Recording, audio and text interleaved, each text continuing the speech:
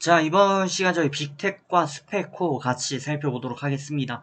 자, 전통적인 테마 중 하나고요. 저희가 테마하면 크게 여러 가지 한번 꼽아 볼 수 있는데, 일단 뭐 확실한 테마, 예, 딱 세 가지 정도? 뭐 주기적으로 이렇게 돌아오는 테마 하면 세 가지 정도 꼽을 수가 있습니다. 자, 첫 번째는 정치 테마죠. 정치 무슨 관련주, 뭐 대선 후보 관련주 해가지고 정치 테마가 일단 가장 화려하고 가장 기본적인 그런 테마 중 하나입니다. 두 번째가 한국에서만 있는 고유의 그런 문화라고도 할 수 있는데 빅텍, 스페코 같은 이런 전쟁 관련, 또 한반도 관련 그런 종목들 연결되어 있습니다. 또 마지막으로 주기적으로 돌아오는 게 질병 테마죠. 질병을 뭐 최근 들어서 특히 2020년도까지 해가지고 21세기부터 2000년대부터 8번의 크고 작은 바이러스들이 있었다라고 합니다. 뭐 당장 저게 생각나는 것만 해도 사스, 메르스, 코로나, 뭐 신종플루, 그리고 중간에 에볼라, 그리고 또 중간에 또 뭐 있나요? 뭐 지카 바이러스 등등등 이런 내용들이 있습니다. 그러다 보니까 주기적으로 오는 테마. 근데 한국 같은 경우는 빅텍 같은 이런 대북주들이 유독 또 많이 날랐었습니다. 그랬고 오늘도 이제 미사일 발사 얘기에 장중에 좀 급등하는 모습을 보여줬는데 자 보시면 고가가 6.68%예요. 그럼 이 말은즉슨 단순한 미사일 가지고는 뭐 상한가 이렇게 가지는 않는다라는 부분인데 자 관련해서 일단 이슈 먼저 보고요. 대응법도 말씀드리도록 하겠습니다. 자 일단 대표적으로 저희 빅텍 먼저 봅니다. 빅텍 종목명이고요. 방위사업을 영위 중입니다. 자 시총이 2천억 좀 안되고 있고 90년도 설립 2003년도 상장되었죠.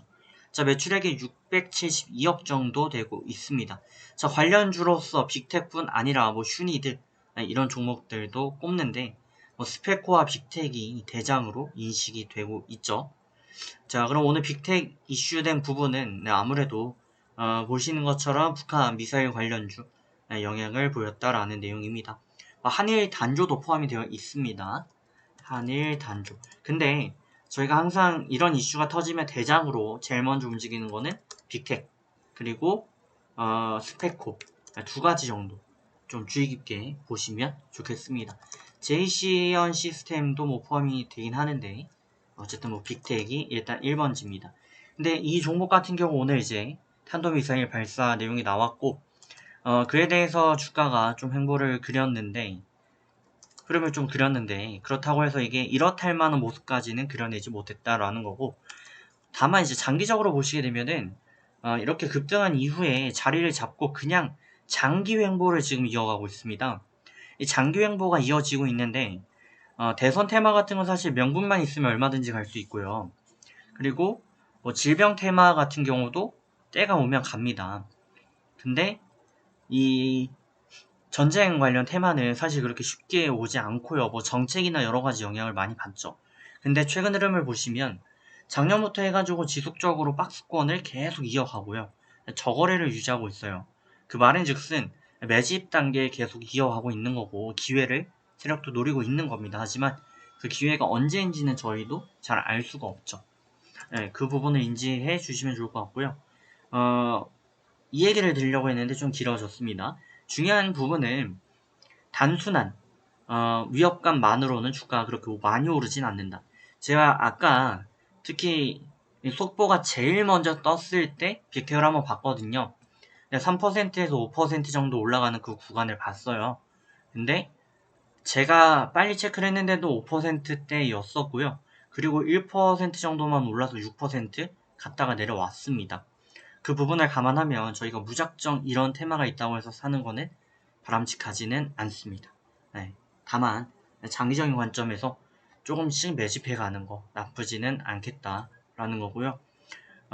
또 평화의 물결이 또 이르다 보면 또 좀 안 좋을 수는 있습니다. 그러니까 이런 부분들은 저희가 진짜 장기적인 관점에서 접근을 세력처럼 좀 이어가야 되는 것 같고 단기적인 호재만으로 간다 매수 이거는 좀 아닐 수 있다 라는 겁니다. 뭐 스페코 같은 경우는 요동이 거의 없었어요. 보시는 것처럼 뭐 2% 정도 뭐 평상시 흐름과 유사했기 때문에 크게 영향 없었다.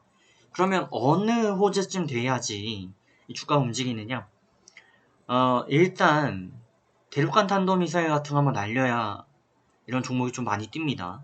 그렇게 되면 1, 20% 정도 오를 수 있고요. 그러니까 예를 들어 뭐 하와이에 북한이 쏜다고 했다. 그래서 하와이 옆에다 떨어뜨린다. 그럼 그때 정도 돼야 주가가 진짜 많이 오를 수 있고요. 아니면은 핵실험을 했다. 핵실험을 해가지고 국내에서 미세하지만 어쨌든 진동을 감지했다. 라는 정도. 네, 뭐 그렇게 돼야만 가기 때문에 참고를 좀 해주셔야 되겠다라는 말씀드립니다. 자, 좋은 결과 만들어 가시고요. 저는 다음에 또 뵙겠습니다.